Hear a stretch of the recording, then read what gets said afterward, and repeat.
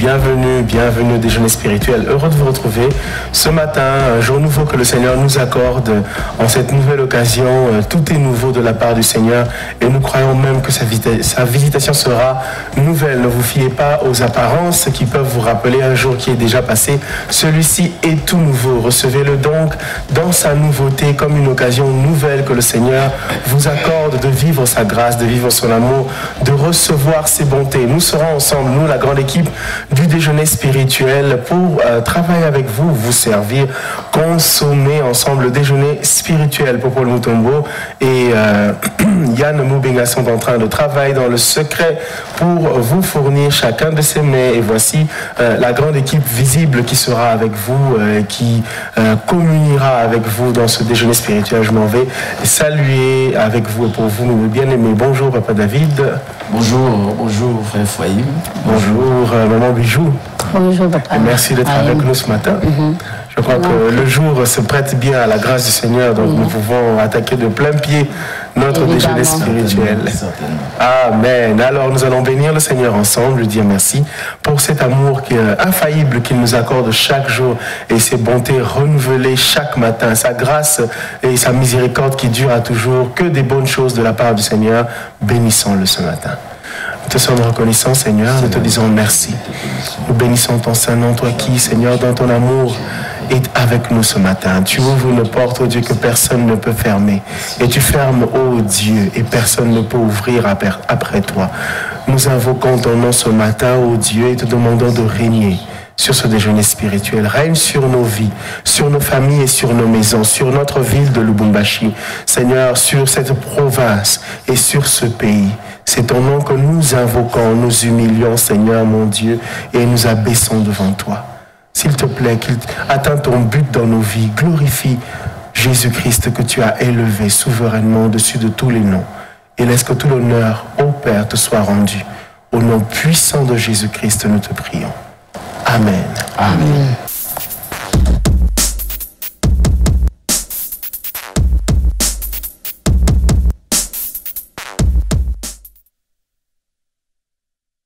Soupe au lait.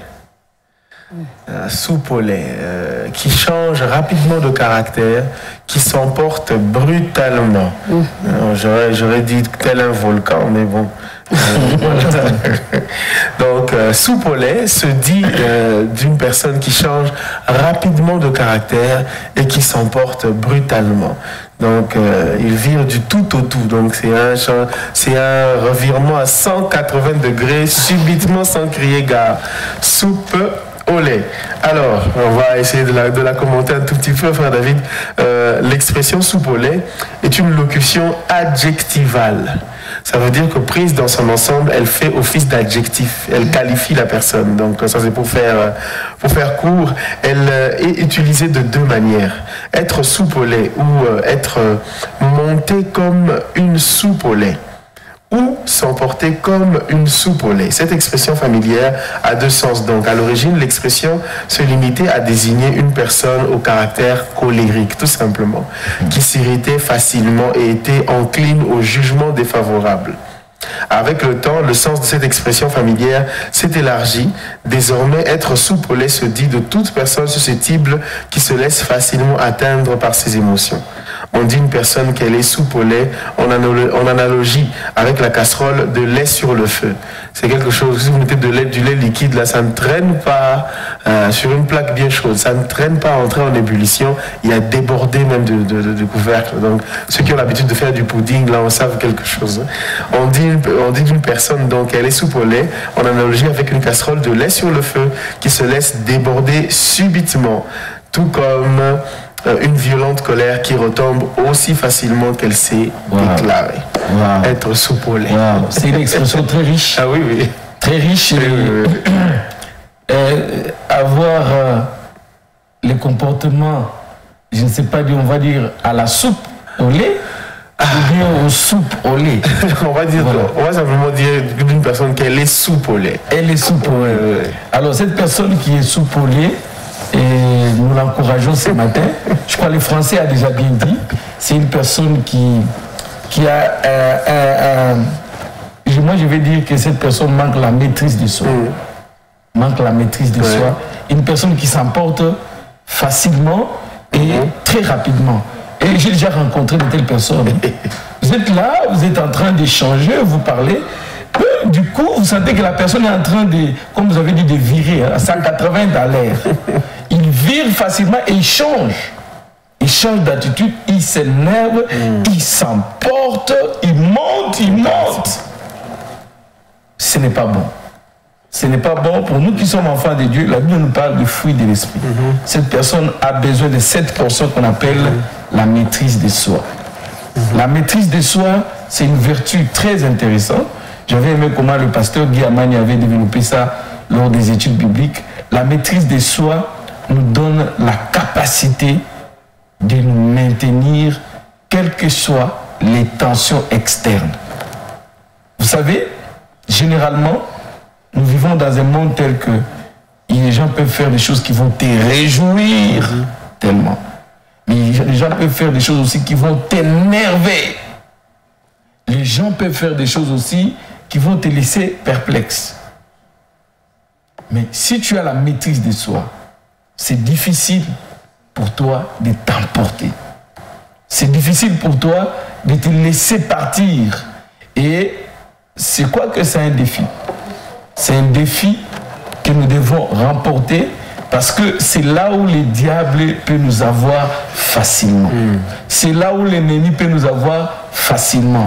Vous vous retrouvez dans une situation où, et voilà, on a fait quelque chose qui ne t'a pas plu. Directement, tu t'emportes. Et quelqu'un qui est emporté, n'est-ce pas? Une personne au soupolé, généralement, ça déborde, comme vous venez de le dire, ça déborde et ça aboutit à autre chose. Et ça conduit à des conséquences néfastes. Et une telle colère, un tel débordement, généralement, il y a des dégâts qui s'en suivent. Soit des décisions extrêmes, soit on pose des actes qu'on va regretter plus tard, soit on prononce des paroles que l'on ne saura plus retirer, ou soit on va retirer, mais avec beaucoup de difficultés. Donc, ce n'est pas une bonne attitude. Un enfant de Dieu n'est pas appelé à être une personne au soupe au lait. Oh, Bijou, j'espère que ça ne vous est pas arrivé dans la vie. Si. Ah, ben voilà. Bon, ouais, bon, ça peut arriver, ça dit en passant. Ou bien vous en connaissez trois autres personnes. On peut citer sur le plateau de déjeuner spirituel. Non, il ne faut pas citer. En tout cas, oui, ça m'est déjà arrivé. Et comme papa David parlait, moi je suis en train de penser plus aux femmes. On a tendance à nous emporter facilement. Je crois que par la grâce de Dieu, avec le Saint-Esprit, ça va aller. Eh bien, être soupe au lait n'est pas très recommandé. Ça peut faire bien la soupe et puis le lait, mais le résultat sur le feu, ça ne tient pas. Donc, faut pas du tout être soupe au lait. On s'encourage donc. Quoique, c'est bon de prendre cette expression et peut-être, je vais vous donner quelques exemples d'utilisation de cette expression. Par exemple, dans cette phrase, son seul défaut, c'était sa pétulance. Il montait ainsi qu'une soupe au lait, alors qu'il s'apercevait que ces religieux n'observaient pas la règle. Ça, c'est par exemple un contexte. On peut avoir une autre phrase qui dit quelle mouche a piqué ce monsieur? A-t-on idée d'un tel emportement? Une soupe au lait, une vraie soupe au lait. Vraiment. Voilà. Une soupe au lait. Une vraie soupe au lait. Est-ce qu'on peut ça? Ils sont surpris. Oui, ils sont surpris. Ils sont surpris de voir un religieux avoir une telle attitude. C'est qu'il ne les reflète pas. Ouais, c'est encore plus flagrant quand on voit ça chez un enfant de Dieu, censé avoir la maîtrise de soi, c'est tout ça. Mais qui est spécialiste en ascension, sans crier gare. Eh bien, soupe au lait, ne le soyons pas. Belle expression en tout cas qui nous fait réfléchir et qui nous édifie. Ici même le français nous édifie. On bénit le Seigneur pour cela. Nous poursuivons 081 42 44 406. C'est votre numéro par SMS ou par message WhatsApp. Écrivez-nous et nous allons ensemble consommer et échanger la joie du Seigneur au travers du déjeuner spirituel. Alors, l'heure est au pas du jour. Donne-nous notre pain quotidien. Nous a appris à prier le Seigneur Jésus-Christ. Et ce pain a plusieurs formes, non seulement physique, il est aussi spirituel, selon que le même Seigneur, notre Seigneur, nous dit l'homme ne vivra pas seulement de pain, mais aussi de toute parole qui sort de la bouche du Seigneur. En voici une pour chacun d'entre nous ce matin, à nos Bibles, à nos carnets et cœur ouvert, prêt à mettre en pratique. C'est le pain du jour, c'est tout de suite.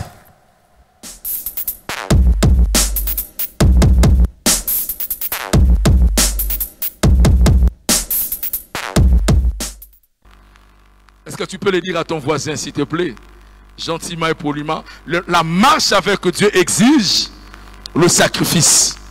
Dieu se présente comme étant le premier sacrificateur. Le premier à sacrifier, ce n'était pas un homme. C'est lui qui avait le premier sacrifié, c'est Dieu lui-même. C'est quand l'homme avait péché, Adam et Ève avaient péché et puis se sont couverts de peau, plutôt de feuilles d'arbre. Mais ça allait sécher dans peu de temps. Ça, c'est l'image des efforts de la religion, des sacrifices de l'homme qui ne peuvent rien faire. Ça ne peut pas satisfaire le cœur de Dieu. Et Dieu lui-même s'est présenté comme un sacrificateur. Il va tuer un animal. Et vous et moi pouvons nous demander, mais quel est cet animal que Dieu avait tué? La Bible ne nous présente pas l'animal qui a été tué. Mais je peux deviner que c'était l'agneau. Pourquoi? Parce que Proverbe 27, le verset 26 dit ceci. L'agneau, ou les agneaux sont faits pour te vêtir. Les agneaux sont faits pour te vêtir. Et c'est comme ça, quand Jean-Baptiste apparaît, sans qu'on lui pose la question, il voit Jésus-Christ qui passait, sans qu'on lui pose la question, il va dire, voici l'agneau de Dieu qui ôte le péché du monde. Il est présent pour répondre à une question qui était restée en suspens dans l'ancienne alliance. La question que Isaac avait posée, Père, je vois les sacrifices, plutôt je vois le bois, je vois le feu, mais où est l'agneau? Le Père avait simplement répondu que mon Père se pourvoira. Et le Père avait pourvu à la croix. C'est pourquoi quand il s'est présenté, Jean-Baptiste l'a présenté, a dit, voici l'agneau de Dieu qui ôte le péché du monde. Jésus n'est pas un sacrifice de l'agneau. Le seul qui a porté le nom de l'agneau, c'est Jésus-Christ de Nazareth. C'est l'agneau de Dieu. C'est le sacrifice de Dieu qui ôte le péché du monde. Il était le premier à sacrifier. Il nous a montré le modèle. Et tous les patriarches qui ont marché avec Dieu avaient aussi à leur tour offert des choses à Dieu. Si tu marches avec Dieu, tu offriras aussi. Dieu sans offrir de choses. Qu'est-ce que nous offrons à Dieu? Nous offrons à Dieu notre temps. Parce que le temps lui appartient. Il est le maître de temps de circonstances. Et nous le lui offrons. Nous donnons la meilleure partie de notre temps à Dieu. Nous lui offrons notre corps comme un sacrifice vivant, sain, agréable à Dieu. Nous venons offrir à Dieu notre corps. Nous offrons à Dieu nos finances. Nous offrons à Dieu nos biens matériels. Nous venons, notre louange est un sacrifice que nous rendons à Dieu. Dans Hébreux, chapitre 10, le verset 5, la Bible nous présente le plus grand des sacrifices. Le sacrifice parfait qui a satisfait le cœur du Père. Il a dit, tu n'as voulu ni sacrifice ni holocauste, mais tu m'as formé un corps. Voici, je viens dans le rouleau du livre, car il est question de moi. Il est question de moi. Donc tous les systèmes sacrificiels de l'ancienne, de l'alliance, nous parlent du sacrifice de Jésus-Christ. Tous ces sangs qui coulaient pour que Dieu puisse agréer le sacrifice nous parlent de l'œuvre de la croix. Et regarde même, quand nous adorons, la Bible nous demande que nous puissions adorer par Jésus-Christ, que nous puissions offrir des sacrifices par Jésus-Christ. Donc en dehors de Christ, aucun sacrifice ne peut plaire à Dieu. 15 dit ceci, par lui, offrons sans cesse à Dieu le fruit de nos lèvres. Par lui, offrons sans cesse à Dieu un sacrifice de louange, c'est-à-dire le fruit de nos lèvres qui confesse son nom. Un sacrifice de louange. Par lui, par Jésus-Christ. Donc quand tu loues, il faut louer par ce nom-là. Quand tu adores, adore par le nom de Jésus. Quand tu fais des choses pour Dieu, il faut le faire par le nom de Jésus. En dehors de ce nom, le Père n'agrée rien. De Jésus-Christ. Et tous ceux qui ne sont pas dans le christianisme ou qui ne sont pas dans la foi en Christ n'entrent pas en contact avec Dieu. Ne traitent pas avec Dieu. Ce n'est pas du fanatisme pentecôtiste, mais c'est la parole de Dieu. La Bible dit, je suis le chemin, la vérité et la vie. Nul ne vient au Père si ce n'est par moi. Celui qui veut voir Dieu doit passer par Jésus-Christ. Celui qui veut offrir des sacrifices à Dieu doit passer par Jésus-Christ.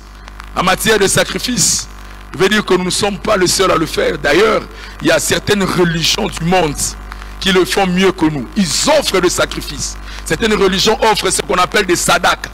Mais pour autant Dieu agrée les sacrifices? Je vous assure, non. Dieu agrée le sacrifice qui est fait par le nom de Jésus-Christ. Tout sacrifice de l'Ancien Testament, pour être agréé, on devait y ajouter du sel. Et pour nous, dans la Nouvelle Alliance, tous, et ce n'est pas une exagération, Dieu veut que nous fassions des sacrifices. Mais seulement retenons qu'il nous demande que ce qu'il nous a donné. Dieu ne te demandera pas Isaac s'il ne te l'avait pas donné. Il te donne d'abord Isaac et ensuite il te le demande. Si tu as reçu un Isaac de la part de Dieu, sache qu'il te le demande. Comme un bon dispensateur de grâce de Dieu, il a dit que chacun mette au service des autres ce qu'il a reçu. Est-ce que je suis avec vous? Que chacun mette au service des autres ce qu'il a reçu. Donc si tu as reçu de Dieu, tu vas lui donner facilement. Si tu reconnais que l'origine de tes bénédictions c'est Dieu, tu vas lui offrir facilement. Si tu reconnais que c'est lui qui te donne la force, le souffle de vie, l'intelligence c'est Dieu, tu te consacreras à le servir. Tu te donneras parce que tu reconnais la source. Abraham avait facilement offert Isaac parce qu'il reconnaissait qu'Isaac venait de Dieu. Mais seulement pour offrir Isaac, il faut que ton amour pour Dieu soit plus fort que l'amour que tu as pour Isaac. Si Abraham avait plus aimé Isaac, il n'aurait pas offert ce fils. Beaucoup de gens ont reçu des Isaac de la part de Dieu. Et ils sont restés attachés aux choses qu'ils ont reçues de la part de Dieu. Non, aime Dieu plus que le travail. Tu pourras même faire des sacrifices pour Dieu. Les sacrifices, partie prenante, partie vraiment importante de la vie chrétienne. Voilà le pas du jour, frère David, le sacrifice. Il est fondateur de la relation entre Dieu et l'homme, parce que Dieu a offert son Fils.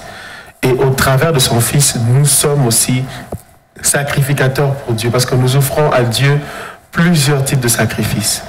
Merci beaucoup, frère Ephraim, pour ce pain qu'on nous a proposé.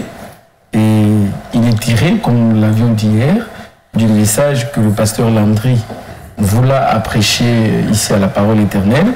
Et nous l'avions dit que le pasteur Landry Voula est le pasteur responsable de la Parole Éternelle Kolwezi.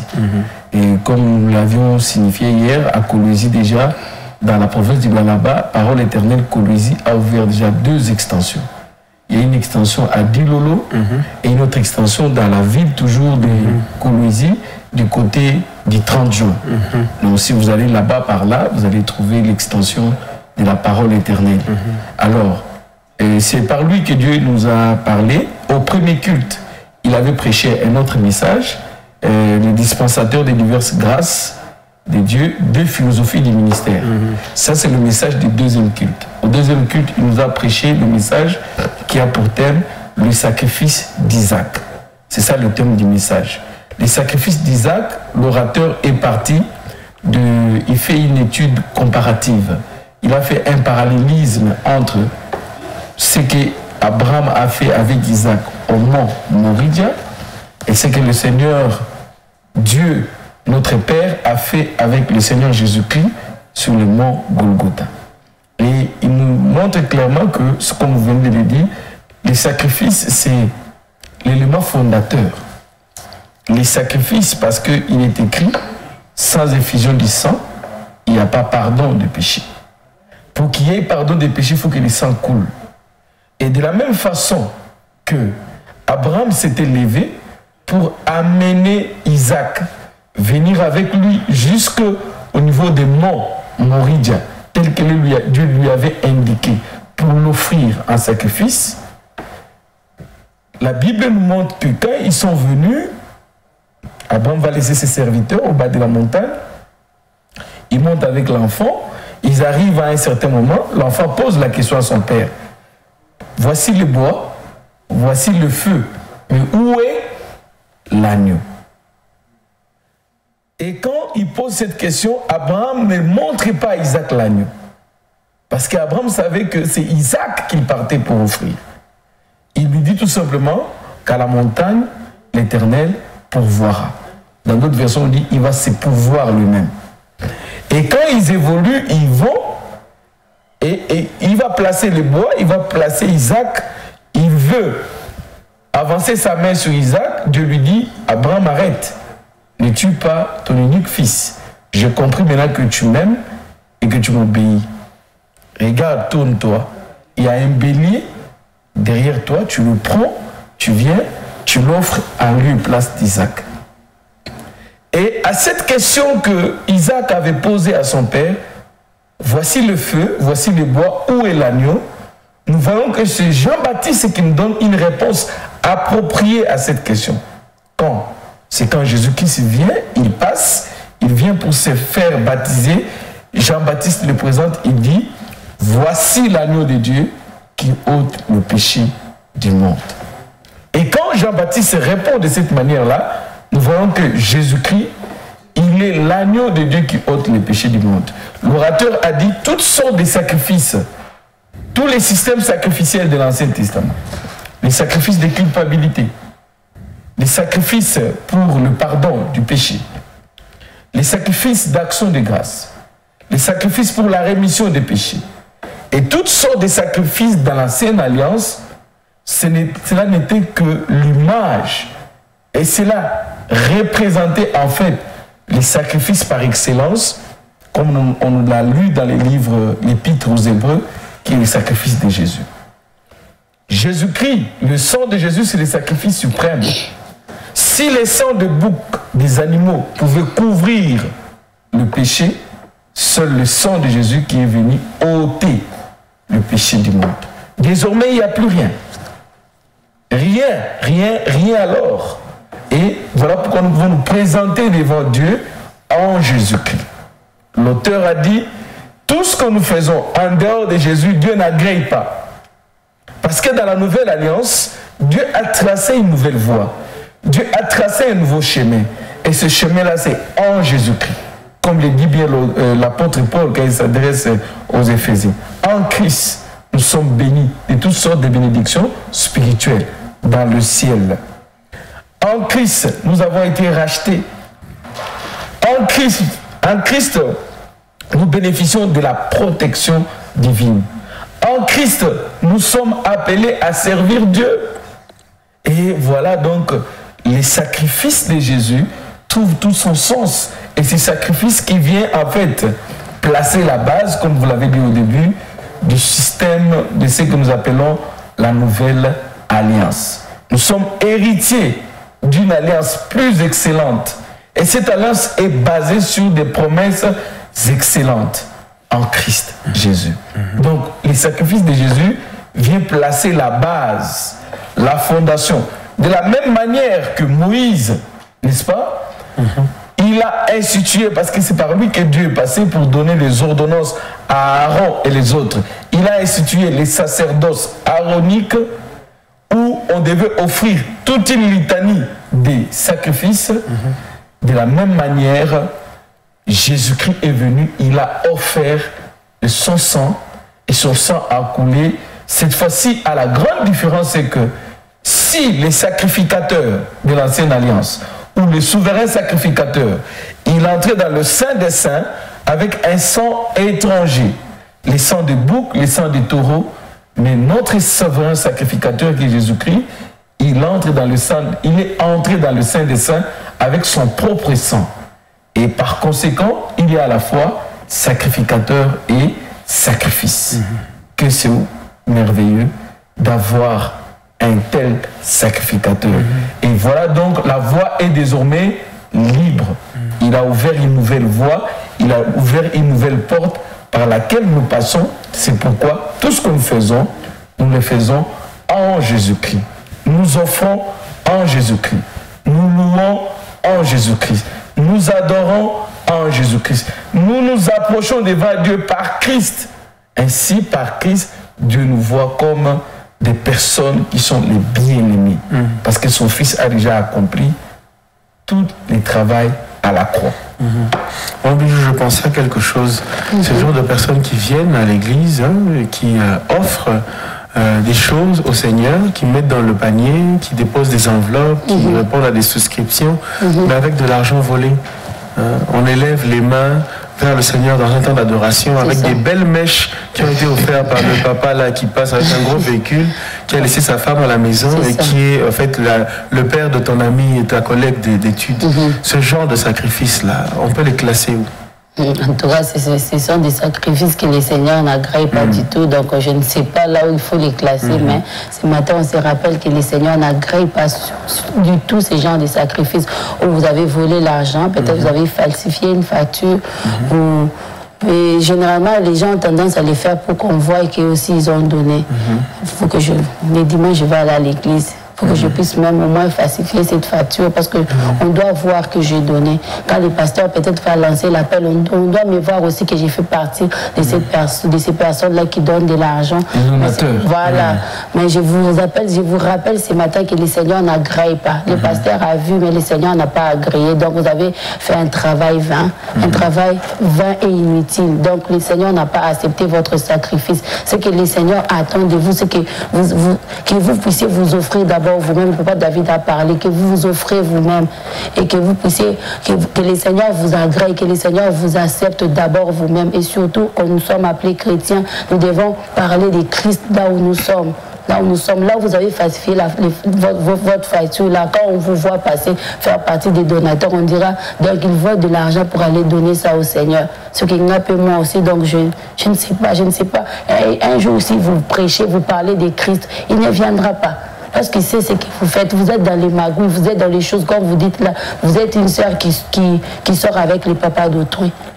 Et vous donnez de l'argent comme ça, vous élevez vos mains. Quand il faut adorer, je ne sais pas, vous parlez même en langue, mais le Seigneur ne vous connaît pas du tout, il ne vous agrée pas du tout. Donc ça ne sert à rien tout ce que vous faites là. Donc la première chose, la toute première étape, s'il faut que je l'appelle ainsi, commencez par vous offrir d'abord vous-même. Que vous plaisez au Seigneur. C'est ce qui compte d'abord. Parce que le Seigneur nous connaît en fait. Ça me rappelle l'histoire de cette dame-là qui avait déposé la toute dernière pièce qu'elle avait. Comment l'Église a su qu'elle avait donné plus? Parce qu'elle a donné avec son cœur. Elle n'a pas donné pour attirer l'attention des autres. Elle n'a pas donné pour que les pasteurs voient qu'elle fait partie que les Christ voient qu'elle fait partie des personnes qui ont donné de l'argent, mais elle a donné avec son cœur. Le Seigneur a besoin d'abord de nous et de notre cœur et le reste viendra après. Parce que quand nous passons même devant pour donner, le Seigneur sait que le frère et frère, il a donné avec son cœur. Et celui qui vient après, le Seigneur sait que tu as falsifié la facture. Le Seigneur sait que peut-être que tu es sorti toute la nuit, tu as vendu ton corps pour venir donner de l'argent. Le Seigneur sait que tu sors avec les maris d'autrui et il n'agrée pas ça du tout. Donc vous faites un travail vain et ce matin je vous décourage. Commencez par vous offrir d'abord vous-même et le reste le Seigneur lui-même va s'en occuper. Il sait que vous manquez, vous n'avez pas d'argent. S'il veut que vous soyez dans les départements de la liberté, de la libéralité, il vous donnera de l'argent, vous ferez partie de ces départements-là. Donc il y a une autre façon pour vous de servir le Seigneur. Si vous n'êtes pas appelé de l'autre côté, il y a l'évangélisation, il y a l'intercession. Et c'est à cela que les Seigneurs nous appellent. On n'est pas en train de courir, de faire une chasse aux sorcières, ni d'établir des statistiques, parce qu'on n'est pas non plus des agents recenseurs de ce genre de cas, mais c'est fondamental de pouvoir présenter le fait que le sacrifice doit venir d'abord du don de soi. Et j'ai à l'image l'exemple de Ananias et Saphira qui ont fait des vrais dons. Vraiment, c'était des vrais dons, mais la vérité de leur sacrifice n'a pas échappé au Seigneur. Et très intéressant, très très important. Et il y a encore Romains 12 qui revient. Qui revient encore. Le pasteur Landry est revenu là-dessus. Il a parlé de Romains 12. Je vous exhorte donc, frères, à offrir vos corps comme un sacrifice vivant, saint, agréable à Dieu, ce qui sera de votre part un culte raisonnable. Très important. Tout commence par là. Dieu n'a qu'à faire de notre argent. N'a qu'à faire de notre argent. Mais regardez, Jésus-Christ dit à Simon-Pierre, mais regarde, qui doit payer l'impôt?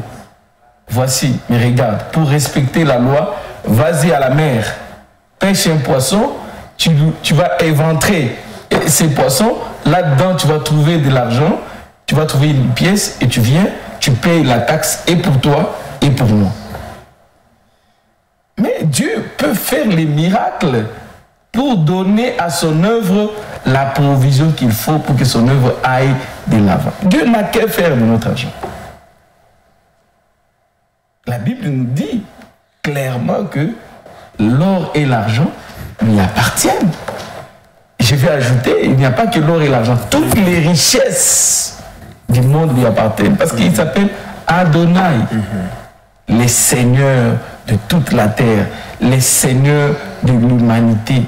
Il s'appelle aussi Elohim, le créateur de toutes choses. Donc il connaît tout, il sait tout, et il sait sur quel bouton juste appuyer. Mais Dieu peut faire aussi comme il a fait dans le désert. Parce qu'il n'y avait pas de boulanger, il n'y avait pas de boulangerie, il n'y avait pas non plus les charcuteries, les maisons des approvisionnements pour ceci. Mais Dieu a fait pleuvoir du ciel. Il peut le faire aujourd'hui. Dieu peut le faire aujourd'hui. Mais Dieu se sert des humains. C'est pourquoi Dieu, quand il nous a sauvés, il nous garde encore sur cette terre. Il veut que nous puissions les servir. Mais ce qui compte d'abord pour les seigneurs, c'est le cœur. C'est ça. Offrir le corps comme un sacrifice. On vient d'en parler tout à l'heure. Vivant, sain, agréable. Ce sacrifice, il doit être vivant. Il doit être sain, mis à part et agréable. Donc notre corps. Un corps qui vit dans le péché et tu prends, tu viens, tu mets dans les paniers. Madame Bijou a dit, Dieu n'agrée pas. Tu as impressionné les hommes. Il y a même de ceux-là, peut-être, il va dire non, moi, en tout cas, mon enveloppe est plus ou moins spéciale. Je voudrais que l'homme de Dieu lui-même puisse les toucher entre ses mains. Comme ça, quand il touche, il sent le volume qui est dans l'enveloppe et je vais recevoir une grande dose de bénédiction. Non, bien-aimé, vous vous trompez. Si cet argent, c'est un argent, c'est de l'argent qui vient des sources sales, comme notre sœur vient de dire. Des sources qui n'honorent pas Dieu. Dieu n'y est pas. En Christ, nous devons apprendre à nous offrir d'abord nous-mêmes. Jésus a déjà offert les sacrifices suprêmes qui nous accordent le pardon du péché. Et c'est pourquoi aujourd'hui, approchons-nous devant le Père avec assurance, demandons pardon. Donc j'exhorte quiconque qui nous suit en ce moment, qui se trouve en train de mener une vie qui n'honore pas Dieu. La porte est grandement ouverte. Au bas de la croix, venez, bien-aimés, demandez pardon à Dieu. Humiliez-vous, demandez pardon. Ma soeur, arrêtez de recevoir de l'argent de cet homme marié qui n'est pas votre mari. C'est ainsi, si vous arrêtez, Dieu va vous donner votre mari. Dieu va vous envoyer un mari qui vous appartient. Nous en avons les témoignages dans la Bible. Nous avons des personnes qui ont abandonné la vie des désordres et quand ils se sont mis en ordre avec Dieu, Dieu les a honorés. Mon frère, arrêtez de falsifier des factures, arrêtez de prendre l'argent qui n'est pas le vôtre. C'est ainsi que Dieu va vous bénir avec une richesse qui est la vôtre. Un homme de Dieu, pas plus tard que la semaine passée, il me disait que si vous entrez dans l'église du Seigneur, l'église locale bien sûr, parce que là il y a des fidèles, il y a des adhérents, mais il y a aussi des chrétiens, ceux qui sont nés de nouveau. Vous allez vous rendre compte qu'il y a des gens qui marquent toujours les pas. Il y a des gens qui semblent tourner en rond, qui n'avancent pas avec le Seigneur. D'autre part, c'est le problème du péché. Le problème du péché. C'est un problème, quand il n'est pas réglé, bien-aimé, ça va vous freiner, ça va vous bloquer. Vous savez, vous avez en tête, vous pensez que vous avancez, mais en réalité, vous êtes en train de marquer le pas. La solution est simple, en Christ. Venez offrir votre corps. Quand vous allez déposer le corps sur l'autel, Dieu va agréer votre corps, il va vous purifier, il va vous sanctifier. Le Saint-Esprit va vous donner maintenant la force d'une nouveauté de vie. Parce que l'apôtre Paul a dit, si quelqu'un est en Christ, il est devenu une nouvelle créature. Voici, les choses anciennes sont passées, toutes choses sont devenues nouvelles. Donc nous devons faire cet exercice-là, d'accepter Jésus-Christ comme Seigneur et Sauveur. Et si vous avez déjà reçu Jésus-Christ et que vous êtes comment on l'appelle encore, un rétrograde, C'est-à-dire, vous avez reçu vraiment Jésus-Christ comme Seigneur et Sauveur. Mais par rapport aux besoins de ces siècles, vous avez abandonné le Seigneur, vous êtes lancé dans la carrière des autres. Faire comme les autres, voler comme les autres, piller comme les autres, se servir comme les autres. Il est grand temps. Revenez vers le Seigneur. Le Seigneur est là, disponible pour vous agréer, pour vous accorder son pardon qui est déjà disponible et vous repreniez la marche. Ainsi, bien-aimés, vous allez vivre toutes sortes de bénédictions que nous avons en Christ.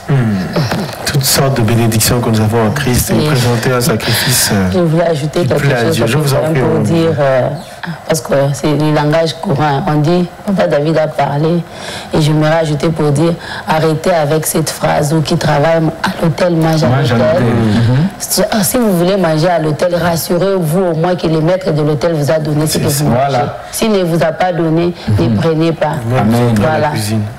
Combien vous entrez à la cuisine, vous servez, vous imaginez votre bonne, qu'elle dise aussi qu'il travaille à l'hôtel, mange à l'hôtel, vous la trouvez avec votre bidon d'huile, vous allez dire qu'elle a volé. Donc ce que vous faites aussi dans les bureaux, dans l'administration, c'était un vol, parce que le maître de l'hôtel ne vous a pas demandé d'aller à la caisse et de prendre de l'argent. Il ne vous a pas permis de vous servir. Donc oublions cette phrase. Si vous êtes enfant de Dieu, vous vous reconnaissez chrétien, oubliez cette phrase. Qui travaille à l'hôtel, mange à l'hôtel. Oubliez ça. Effacez ça de votre vocabulaire et de votre mémoire. Je crois que le Seigneur va vous bénir. Si vous permettez aussi, le frère Fahim, et cette phrase, c'est un verset de la Bible qui doit être placé dans son contexte. N'est-ce pas? Tout à fait, tout à fait. Cette phrase doit être placée dans son contexte, parce qu'un verset, quand il est pris en dehors de son contexte, c'est un prétexte. N'est-ce pas? On cherche, comme disait Madame Bijou, on cherche à couvrir ses erreurs avec des versets de la Bible. Il n'y a pas que ça. Il y a de ceux-là qui disent, mais vous, quand vous dites que nous sommes en train de voler, mais regardez, ces Chinois, c'est ceci, comment ils sont en train de piller les ressources. Ces ressources sont à nous, Dieu nous les a données. Donc nous aussi, nous devons nous servir. Vous allez entendre quelqu'un d'autre qui va vous dire, non, regardez, de nos jours, si vous dites que qui travaille à l'hôtel mange à l'hôtel, donc nous devons attendre seulement, mais regardez, la Bible nous montre clairement que réellement tout ce que Dieu a appelé au service, il pourvoyait à leurs besoins. Mais maintenant, moi, on ne pourvoit pas à mes besoins. Comment je dois continuer à travailler? S'ils veulent que je continue à travailler, moi-même, je pourvois à mes besoins. Ça, ce sont des réflexions diaboliques, machiavéliques, sataniques, mondaines, qu'il faut mettre de côté et qu'il faut arrêter. Qui travaille à l'hôtel, mange à l'hôtel, ce que madame a dit, c'est-à-dire il faut attendre à ce que l'officier de l'hôtel vous les donne officiellement et qu'il reconnaisse que c'est un dû, que vous les méritez et non pas quelque chose où vous vous êtes servi. J'ai aimé son exemple. Maman, papa, aujourd'hui vous revenez au travail, vous trouvez votre bonne sortir avec les 5 litres d'huile que maman a acheté dernièrement en train de partir avec. Qu'est-ce que vous allez faire? Quelle sera votre réaction? Elle a volé. Vous allez crier au voleur. Le travail peut s'arrêter même pour d'autres. Dis non, c'est comme ça que tu me fais. Tu me voles régulièrement. Tu me fais des choses. Et souvenez-vous que l'État congolais aujourd'hui se rend compte qu'en réalité, vous sortez avec un bidon d'huile chaque soir.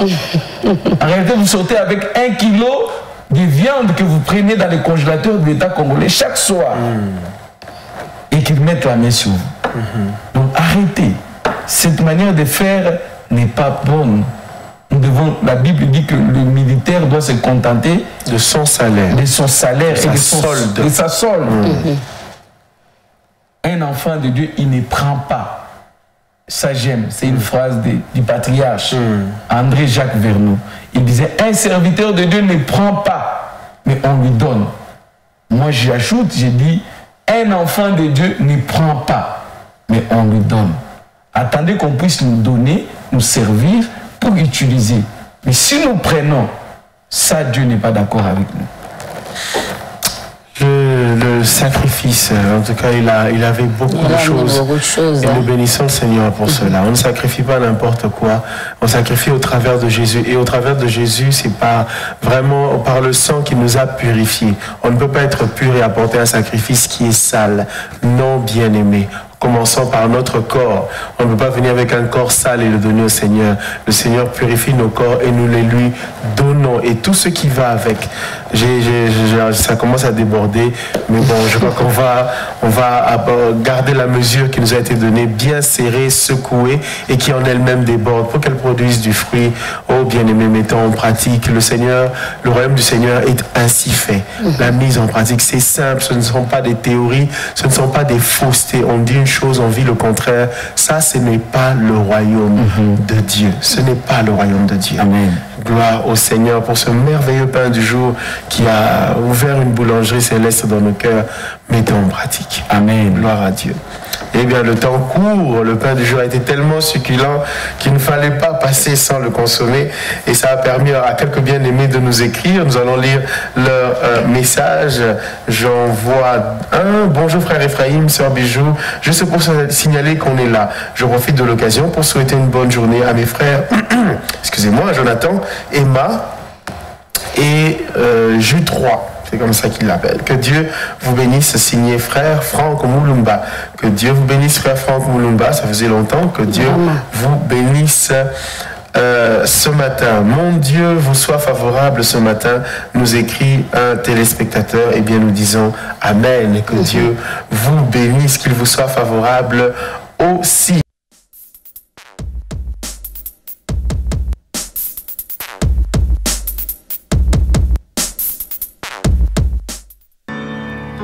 Et voilà le verset du jour. Nous sommes dans Isaïe chapitre 40, verset 4. N'oublions pas que c'est la pensée qui va nous accompagner aujourd'hui, donc on la garde et qu'elle nous accompagne partout. Que toute vallée soit exaucée et que toute montagne et toute colline soit abaissée. Que les coteaux de s'échangent en plaine et les défilés étroits en vallon. Voilà. Comme je dis, voilà. Que toute vallée soit exaucée et que toute montagne et toute colline soit abaissée. Que les coteaux s'échangent en plaine et les défilés étroits en vallon. Donc nous sommes dans Ésaïe chapitre 40, verset 4. Et aujourd'hui, mardi, nous lisons Ésaïe chapitre 38, 39 et 40. Donc nous nous exhortons à la lecture de la Bible. Donc il faut lire la Bible pour... ça fait partie aussi des recommandations qu'on a données ici. Il faut lire la Bible et prier aussi avec la Bible, c'est très important. Lisons la parole du Seigneur. Le calendrier de la lecture biblique est disponible pour tous ceux qui le désirent. Nous vous l'enverrons si vous en faites la demande par le 081 42 44 406. Que Dieu vous bénisse. Merci frère David de votre participation dans la journée spirituelle. Maman Bijou, à vous aussi un grand merci. Eh bien, merci à chacun d'entre vous de votre très grande fidélité, de votre participation, de votre touche particulière des journées spirituelles. Plusieurs que je rencontre des fois me disent « Ah, nous vous suivons », mais sont des auditeurs très silencieux. Eh bien, nous vous bénissons, que le Seigneur vous bénisse, il vous connaît et ce sera pour nous une très grande joie un jour d'échanger avec vous. Sinon, restez fidèles au déjeuner spirituel. Merci à Popol Mutombo, merci à Yann Moubenga, merci à toute l'équipe cachée du déjeuner spirituel, merci à vous tous, restez fidèles à Parole Éternelle, radio et télévision. Gardons nos robes blanches car le Seigneur Jésus-Christ est à la porte. Que Dieu vous bénisse, shalom.